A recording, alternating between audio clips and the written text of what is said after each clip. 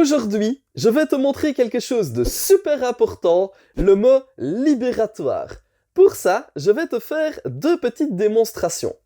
Pour la première démonstration, je vais demander à mon chien de s'asseoir et de rester assis. Lika, sit. Stay. Stay. Va. Lorsque je lui ai dit va, il a su qu'il pouvait à nouveau bouger. C'est ce qu'on appelle l'ordre libératoire. Et ça marche avec tout. Regarde, je vais mettre Lican au panier. Lican, pouf! Allez mon chien! Allez Loulou! Ouais, ça c'est bien mon chien, pouf! Et je vais lui demander d'y rester jusqu'à la fin du générique. Un problème de comportement avec ton chien? Il n'écoute pas? Je m'appelle Grégory et je suis comportementaliste canin. Ma spécialité, les chiens difficiles. Ma méthode fonctionne là où les autres méthodes ont échoué. Arrête de subir les mauvais comportements de ton chien et commence dès à présent le travail sur laméthodegreg.com. Et avec ma méthode en ligne, finis les problèmes de comportement. Bonjour à toi, c'est Grégory, le comportementaliste canin. Ici, tu vois que Lican est toujours dans son panier et il va y rester jusqu'à ce que je lui ai dit le mot libératoire. Là, on va l'inviter à sortir et pour ça, on va lui dire « Va !» Allez mon chien! Voilà, c'est bien mon loulou. Le mot libératoire, c'est une des choses les plus importantes en obéissance. Si ton chien n'a pas de mot libératoire ou que ton club canin ne l'utilise pas, je te conseille fortement de le rajouter. Tu vas voir que c'est super utile. Ne bouge pas, je t'explique comment faire. Avant d'aller plus loin, laisse un pouce bleu sur la vidéo, abonne-toi à la chaîne et active les notifications pour ne pas rater mes futures vidéos sur l'éducation canine. Maintenant que c'est fait, je t'explique le problème rencontré lorsqu'on n'utilise pas de mot libératoire. Je vais te prendre un exemple. Imagine que j'ai des invités qui rentrent à la maison. Pour ne pas que Lican les effraie, j'ai envie qu'ils puissent s'asseoir le temps que les gens rentrent. Je vais donc lui donner l'ordre de s'asseoir. Lican va s'asseoir car il obéit à mon ordre. Mais la question que je te pose, combien de temps doit-il rester assis? 10 secondes? 1 minute? 10 minutes? Techniquement, s'il s'assoit et qu'il se relève instantanément après, il s'assit. Donc il a effectué son ordre. Comme l'ordre est effectué, je ne peux rien reprocher à mon chien. Mais s'il pose ses fesses sur le sol durant 3 secondes, mon ordre assis ne me sert absolument à rien. C'est pareil si je veux envoyer mon chien dans son panier. Imagine qu'il aille dans son panier, qu'il fasse un petit tour sur lui-même à l'intérieur, et puis qu'il sorte directement. Au final, ça n'aura servi à rien du tout de lui envoyer, vu qu'il en sort aussitôt. Ben c'est pourtant simple. Au club canin, par exemple, on m'a dit que mon chien devait tenir son ordre jusqu'à ce que je donne un autre ordre, au pied par exemple. J'entends bien, mais on ne fait que reporter le problème.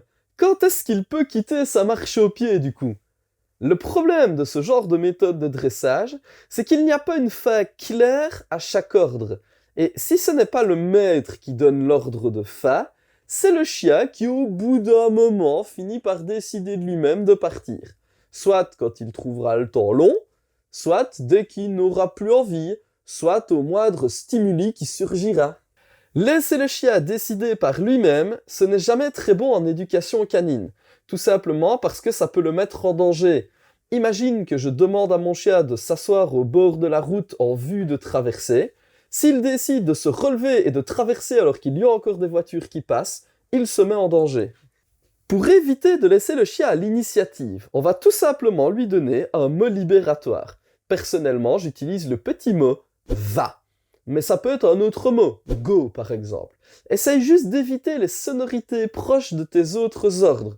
Par exemple, si dans tes ordres tu as le mot « assis », évite que ton mot libératoire soit « fini ». Parce que les deux comportent 2 syllabes et finissent par le son « i ». Ton chien pourrait facilement confondre les deux. C'est pour ça que personnellement j'utilise « va » car aucun ordre ne finit par le son « a ». En plus, c'est monosyllabe, c'est court, c'est efficace. Je me permets de rajouter une petite précision parce que c'est quelque chose, c'est une erreur qu'on voit énormément chez nos clients en séance. Lorsque vous utilisez le mot libératoire, pensez bien à dire au chien « va » et pas « allez, va ». Si vous rajoutez le « aller » devant, vous rajoutez une syllabe et donc automatiquement ce sera moins efficace. Et entre « va » et « aller, va », le chien va percevoir 2 ordres différents pour au final exactement la même chose. Et une deuxième chose, quand vous dites le mot « va », essayez que le mot soit facilement audible pour votre chien. Si vous êtes en train de féliciter le chien, « c'est bien mon chien », et que vous dites « va » sur le même ton, le chien ne va pas comprendre. Donc essayez vraiment de faire ressortir votre mot libératoire. « C'est bien mon chien, va ». Là, on est sur quelque chose de clair. Une fois que tu as choisi ton mot libératoire, tu vas pouvoir l'appliquer à chaque fois. Pour ça, retiens bien cette petite phrase. Tout ordre donné doit toujours être levé. Pour lever un ordre, c'est simple, tu vas tout simplement dire « va ». L'obéissance, c'est un peu comme un interrupteur. Lorsque tu rentres dans une pièce sombre, tu allumes la lumière. Et quand tu quittes la pièce, tu ne laisses pas la lumière allumée, tu dois systématiquement éteindre. Pour ton chien, c'est pareil. Tu veux lui donner un ordre, c'est comme si tu avais mis ton chien sur on. Tu as allumé l'interrupteur. Une fois que tu estimes que ton ordre n'a plus de raison d'être, tu dois appuyer sur off, éteindre l'interrupteur en disant va à ton chien. Et si mon chien quitte son ordre avant que je lui dis va, qu'est-ce que je fais? Excellente question! En fait, pour conditionner le chien à attendre ton mot libératoire, tu vas devoir remettre le chien dans la bonne position avant de pouvoir continuer ton exercice. Imagine que je demande à Lican de s'asseoir. Lican sit. Mon chien vient de prendre la bonne position.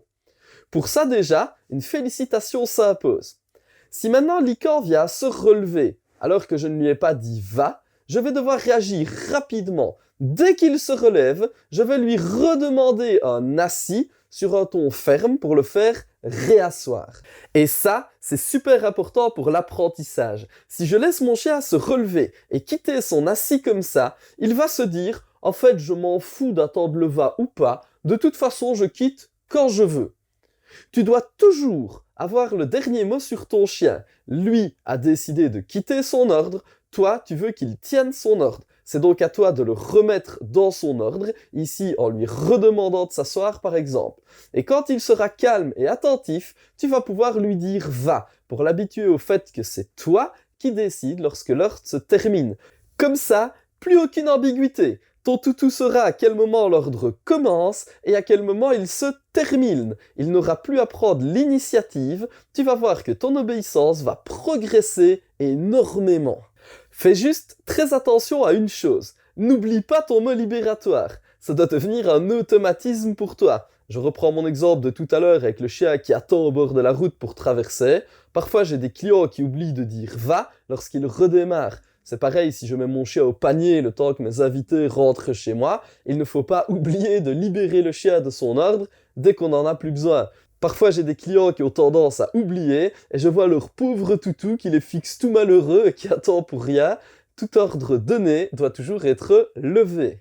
Et je te rappelle que si tu veux, je t'apprends totalement gratuitement comment apprendre l'ordre panier à ton chien. Le lien de la vidéo se trouve dans les commentaires. En lui apprenant le fait d'aller au panier, on travaille bien évidemment le mot libératoire. Ça te permettra d'avoir un exercice concret pour lui apprendre tout ça, et c'est totalement gratuit. Et si tu veux te lancer dans la grande aventure de l'obéissance, pour apprendre tous les ordres utiles comme la marche au pied, assis, reste assis, couché, à revenir quand on l'appelle, et ce quoi qu'il arrive, il existe une formation dressage complet que tu retrouveras sur mon site. Je te mets également le lien en description. Et voilà qui conclut notre vidéo. Maintenant, tu sais pourquoi le mot libératoire, c'est quelque chose de super important. Je t'invite vraiment à le rajouter au dressage de ton chien si ton chien ne fonctionne pas avec un mot libératoire. Moi, en attendant, je te dis à la semaine prochaine pour une autre vidéo sur l'éducation canine.